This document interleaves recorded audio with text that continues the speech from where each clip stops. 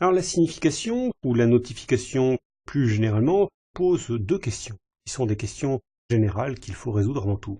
La première question, c'est la question des modalités de la signification. Par quelle technique, concrètement, l'acte va-t-il être notifié? La deuxième question par laquelle on commencera, c'est la question du moment de la notification. Quant à le moment de la notification. À quel moment la notification peut-elle être faite?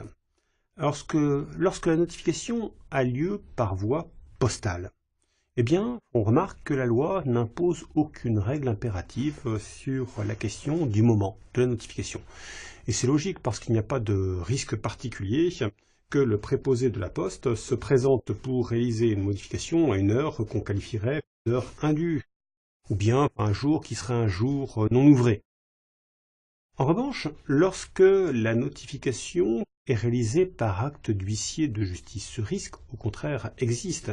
Et c'est pourquoi la loi encadre cette fois-ci strictement, dans le temps, la notification. Il est prévu, en effet, que la signification doit respecter les règles de la vie privée. Et c'est pourquoi l'article 664 du Code de procédure civile prévoit que la signification ne peut pas avoir lieu un dimanche, un jour férié, un jour chômé même. Elle ne peut avoir lieu qu'un jour ouvré et dans une période de temps qui est limitée, pas avant 6 heures, pas après 21 heures. C'est le respect des droits de la défense, de l'intimité de la vie privée, encore une fois, qui fonde ces restrictions. Si d'aventure un acte de signification ne respectait pas ces exigences, il encourrait une nullité qui, là encore, serait une nullité de forme.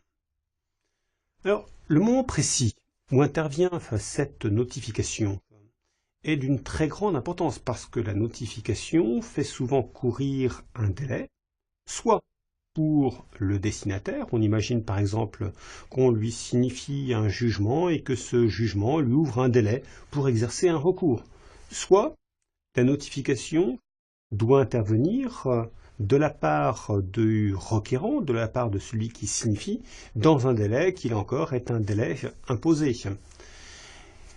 Et cette fois-ci, la question est de savoir si la notification est intervenue avant que ce délai soit échu. Il a donc fallu poser des présomptions dans la loi pour s'assurer du respect de ces règles.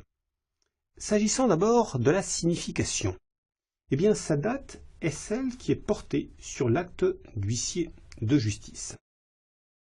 Et cette date, c'est la date de remise de l'acte à son destinataire, la date d'accomplissement de la notification.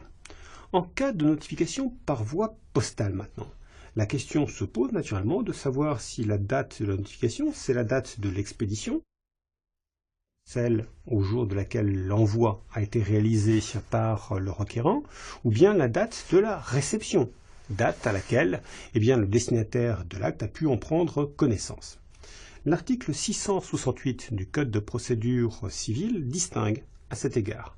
S'agissant de l'expéditeur, la date à retenir, c'est la date de l'expédition. Et par conséquent, il aura respecté le délai de notification s'il a procédé à cette notification avant l'expiration du délai en question.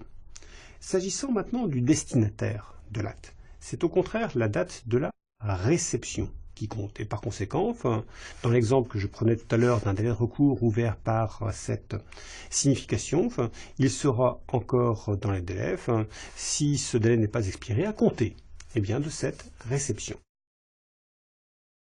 À cet égard, on remarquera que la notification par lettre simple ne fournit aucun élément de preuve, ni de l'expédition, ni de la réception. Le cachet de la poste a beau faire foi, il ne fait foi que du traitement de la lettre, et non pas de son expédition, et pas davantage de sa réception. La notification par lettre recommandée avec demande d'avis de réception fournit davantage d'éléments. En tous les cas, elle pourra attester de la date de réception, très clairement. Mais la meilleure sécurité, ici encore, sera assurée par la signification pour les raisons qu'on a dites. Alors, s'agissant maintenant des modalités de la notification, il faut aujourd'hui distinguer sous ce rapport entre les procédés matériels de notification et la notification ou la communication électronique plus généralement. Commençons premièrement par les procédés matériels de la notification. On suppose que la notification se fait par voie d'écrit et par un écrit papier, un écrit classique. Si, première hypothèse, la notification a lieu en la forme ordinaire, eh bien les règles à suivre sont les plus simples que l'on puisse imaginer. L'acte à notifier est placé sous enveloppe, sous pli fermé, et notifié par voie postale. Soit il est remis au destinataire contre émargement, contre récépissé. Article 667 du Code de procédure civile. Mais l'administration des postes n'est pas tenue de faire des diligences particulières pour retrouver le destinataire de l'acte. Et par conséquent, lorsque celui-ci n'est pas touché, on se trouve devant une difficulté procédurale. La notification a bien été faite du point de vue de l'expéditeur, mais elle n'a pas touché le destinataire, et on sait que les actes de procédure ne peuvent sortir et faits normalement lorsqu'ils n'ont pas touché leur destinataire.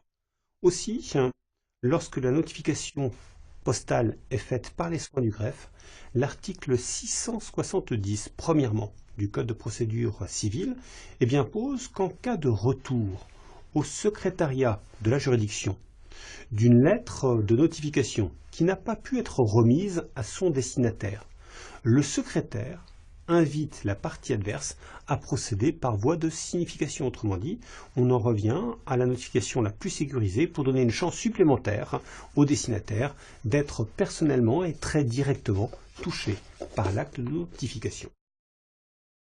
Lorsque maintenant, deuxième hypothèse, cette notification a donc lieu par voie de signification, eh bien la loi a fixé précisément les règles qui sont à suivre. Et l'idée générale, c'est qu'il faut se donner le maximum de chances pour toucher personnellement le destinataire de la signification. C'est dire que le principe, c'est celui de la signification à personne. Dans toute la mesure du possible, il faut privilégier la signification à personne. Ce n'est que si cette signification à personne apparaît impossible, eh bien qu'on pourra recourir à des procédés, des modalités subsidiaires, subalternes de signification. Alors ces modalités sont organisées par les articles 663 à 664 du Code de procédure civile.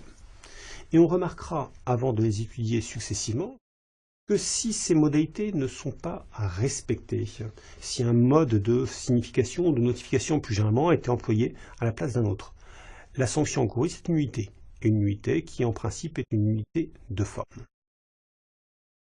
Le cas étant réservé des significations de jugement d'ailleurs. Un premier procédé prioritaire qu'il faut privilégier, je l'ai dit, la signification à personne. C'est donc le mode normal de signification.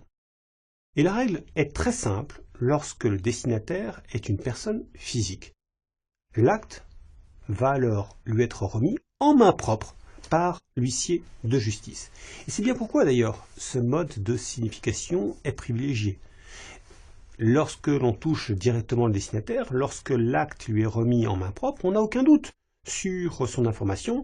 Il a eu connaissance ou pu avoir connaissance directe de l'acte qu'il s'agissait de lui signifier.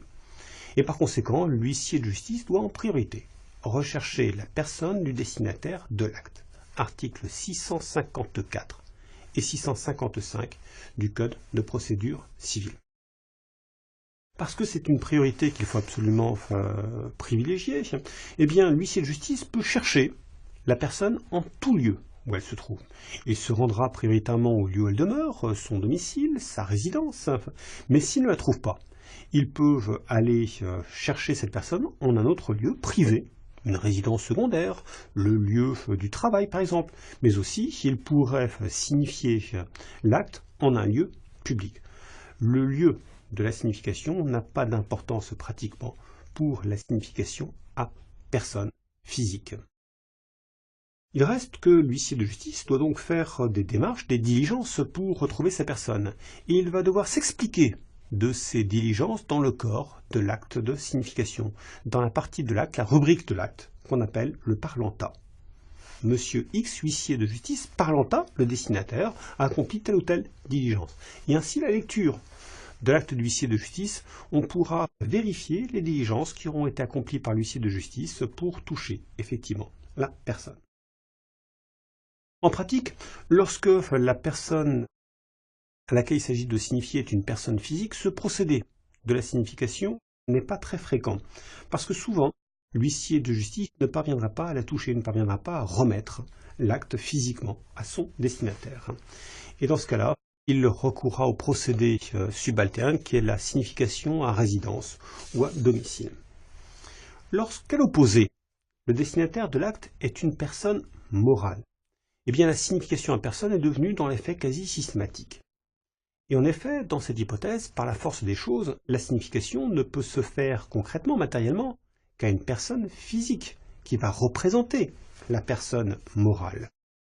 Et il en résulte, puisqu'on ne peut pas toucher directement, physiquement, le destinataire, il en résulte que cette fois-ci, le lieu dans lequel on va opérer cette signification devient prédominant. Autant il était assez indifférent dans le cas de la signification à personne physique, autant il devient essentiel dans le cas présent. Et c'est pourquoi la loi pose que la signification à personne morale ne peut se faire n'importe où pour les personnes morales de droit public. La signification doit être faite au lieu de leur établissement. La mairie pour une commune, la préfecture pour un département.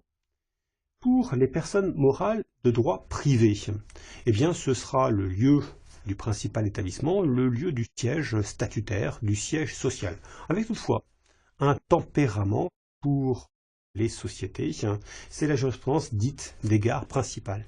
Il est possible de signifier un acte à une personne morale, non seulement au siège où est établi, mais aussi en n'importe quelle succursale, dès lors qu'il y a un lieu, un centre de décision.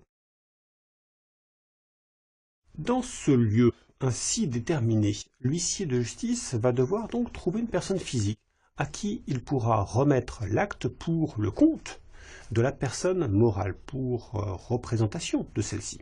Normalement, il s'agira du dirigeant, du représentant de la personne morale, ou d'une personne qui est fondée à recevoir l'acte par délégation de pouvoir. Mais il pourra même s'agir d'un préposé. Et en effet, la loi permet, la jurisprudence tolère que la signification à une personne morale puisse se faire à n'importe quel préposé de la société dès lors qu'il s'est déclaré habilité à recevoir l'acte pour le compte de la personne morale. Et l'huissier de justice n'a même pas à vérifier la rectitude, l'exactitude de ce pouvoir qui est allégué par le préposé. Il peut se contenter dans son parlentat d'indiquer qu'il a remis l'acte à X ou Y en déclinant ses qualités, en rappelant que cette personne s'est déclarée habile à recevoir l'acte pour le compte de la personne morale.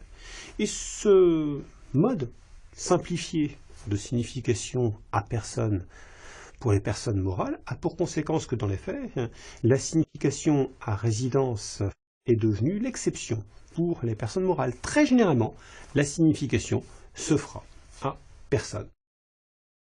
Il reste que cet accommodement n'est pas sans inconvénient, et c'est pourquoi le législateur, pour en tempérer la rigueur, a prévu que toute signification qui est faite à personne morale doit être doublée d'une lettre simple adressée à son représentant légal qui l'informe de la notification. Ainsi, on multiplie les chances que la personne morale soit touchée en la personne de celui qui a vraiment vocation à la représenter. Article 658 du Code de procédure civile.